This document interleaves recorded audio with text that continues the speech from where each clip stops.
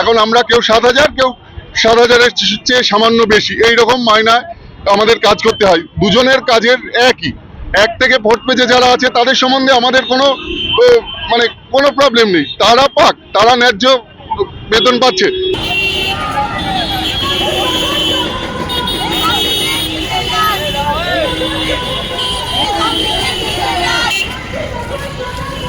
সরকারি সুযোগ পাবে, কেন ব্যস্ত হবে? আজকে ফার্স্ট অফিসার সুযোগ পাবে, কেন ব্যস্ত হবে?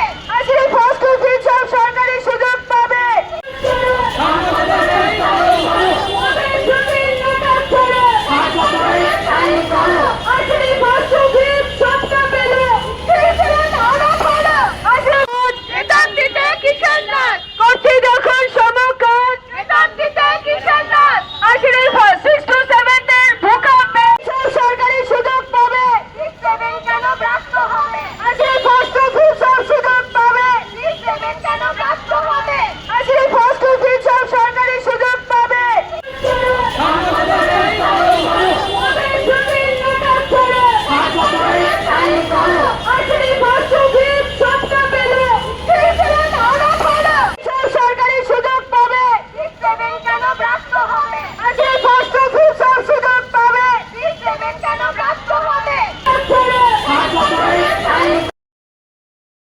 আমরা 3,719 জন কম্পিউটার শিক্ষক, আমরা সমকাজে সমবেতনের দাবিতে আমরা আজকে এই পথসভা করার জন্য জমায়েত হয়েছি সবাই একসাথে।